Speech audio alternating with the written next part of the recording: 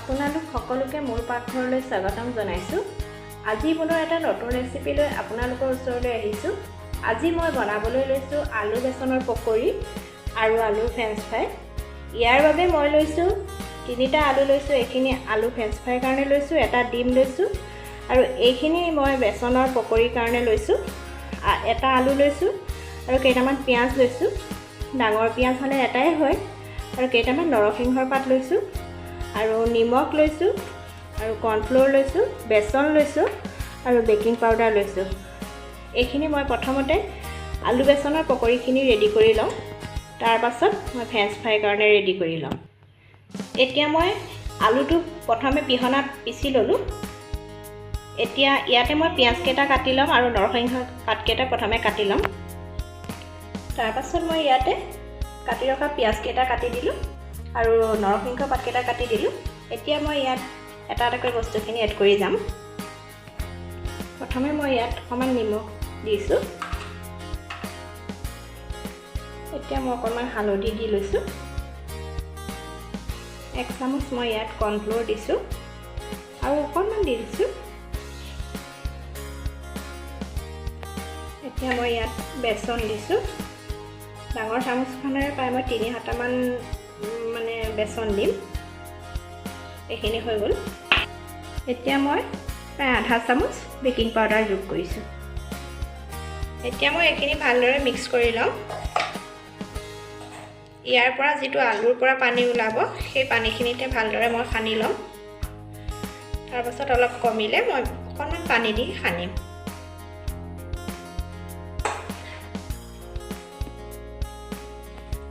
এইখিনি প্ৰায় সান খাই গৈছে। এনেদৰে গোটেইখিনি মিক্স হৈ যোৱাৰ পাছত আৰু বেছি পানী দিব নালাগিব। অকণমান পানী দিলে এইখিনি ভালকৈ মিক্স হ'ব। এইখিনি মই আলুৰ পৰা ওলোৱা পানীতে সানি আছোঁ। এনেদৰে বনালে পকৰিখিনি খাবলৈ খুব ভাল লাগে। ইয়াত মই এতিয়া অকণমান পানী দিম।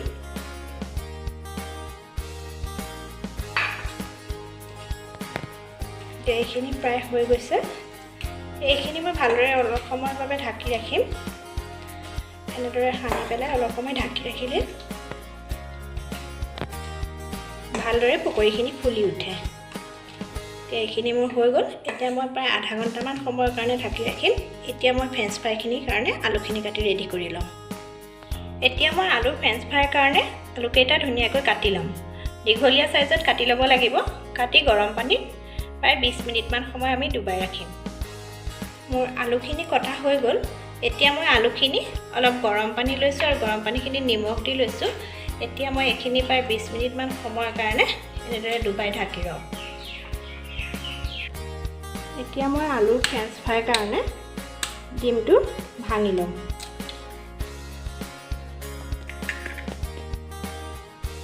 ইয়াতে মই এতিয়া নিমখ দিছোঁ, অকণমান হালধি দিছোঁ। এতিয়া মই এইখিনি ভালদৰে মিক্স কৰি ল'ম।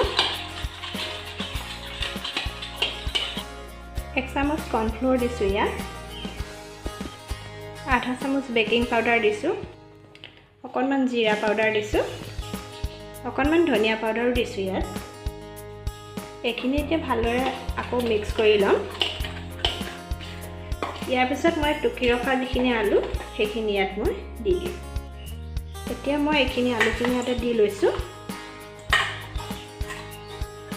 আলুখিনি দিয়াৰ পিছত ইয়াত মই অকণমান বেচন দিম।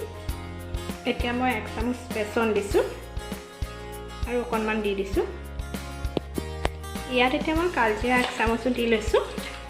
এইখিনি ভালদৰে মিক্স কৰি লওঁ। এনেদৰে ভালদৰে মিক্স কৰি লৈ প্ৰায় অলপ সময় ৰাখি থ'ম। এতিয়া মই ৰেডি কৰি থোৱা পকৰিখিনি বনাই ল'ম। এতিয়া মই কেৰাহীত তেল দি পকৰিখিনি প্ৰথমে ভাজি ল'ম। পকৰিৰ তেলটো অকণমান বেছিকৈ লাগে, সেইবাবে অকণমান বেছিকৈ দিছোঁ। এয়া মোৰ পকৰিখিনি দিব পৰা হৈ গ'লোঁ। পকৰিত সাধাৰণতে হাত ব্যৱহাৰ কৰিলে পকৰিকেইটা দেখিবলৈও ধুনীয়া হয়। গতিকে মই হাতেদিয়ে ব্যৱহাৰ কৰি বনাম বুলি ভাবিছোঁ। এতিয়া মই এটা এটাকৈ দি যাম।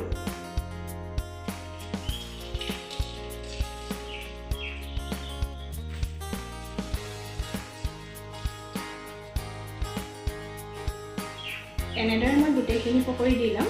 পকৰিখিনি দিয়াৰ সময়ত মই গেছটো সিমত ৰাখিছোঁ। এনেদৰে গোটেইখিনি দি লম।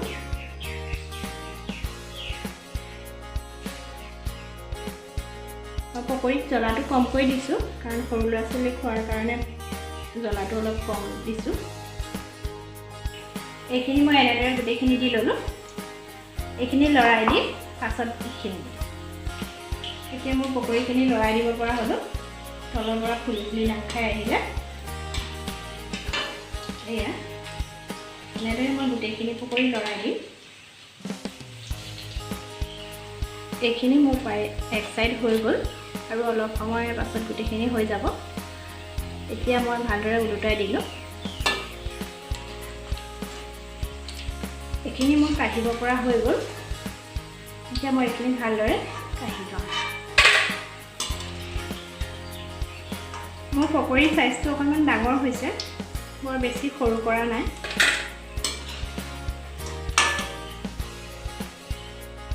এনেদৰে কাঢ়ি ধৰি মই বাকী থকাখিনিও ইয়াতে দি লওঁ।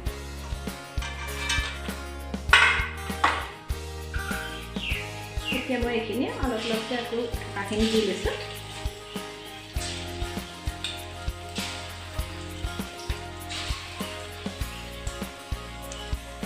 এয়া মোৰ এইখিনি প্ৰায় হৈ গৈছে আৰু অলপ আছে।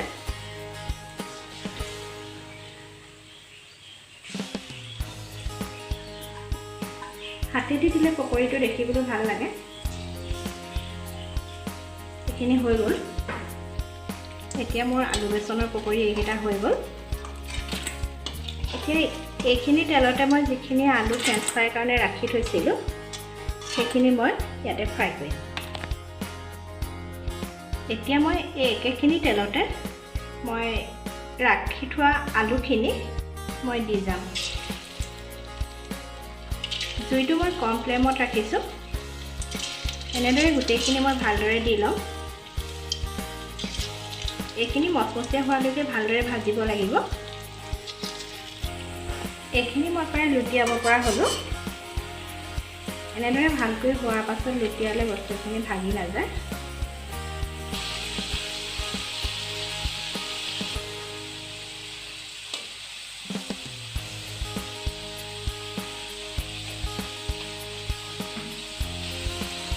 এইখিনি মোৰ হৈ গ'ল। এইখিনি মই এতিয়া কাঢ়িব পৰা হ'লোঁ। এনেদৰে ভালদৰে কাঢ়ি ৰাখিম। এইখিনি খুব মচমচীয়া হৈ যায়, খাবলৈ খুব ভাল লাগে। আকৌ এনেদৰে মই বাকীখিনিও দি ল'ম। এয়া এইখিনি দিওঁতে লগ লাগি গ'লেও পাছত এটা এটা হৈ এৰাই যায়।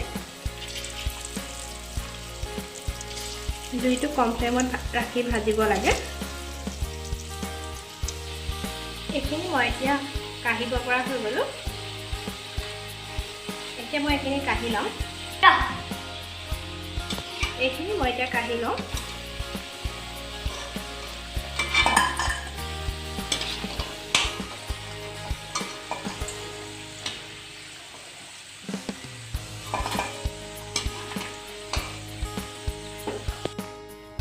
এয়া মোৰ আলু বেচনৰ পকৰি আৰু আলুৰ ফ্ৰেঞ্চ ফ্ৰাই হৈ গ'ল।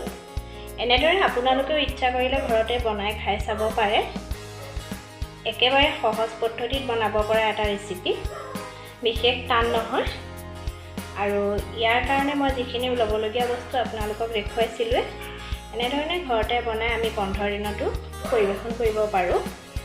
এতিয়া আপোনালোকলৈ মোৰ ফালৰ পৰা এটা অনুৰোধ, যদি মোৰ চেনেলটো প্ৰথমবাৰলৈ চাইছে তেতিয়াহ'লে ছাবস্ক্ৰাইব কৰিব আৰু ভিডিঅ'টো যদি চাই ভাল লাগে তেনেহ'লে লাইক শ্বেয়াৰ কৰিবলৈ নাপাহৰিব। আজিলৈ মোৰ ৰেচিপিটো ইমানেই। ভিডিঅ'টো যিসকলে চালে তেওঁলোকৰ মোৰ ফালৰ পৰা ধন্যবাদ থাকিল।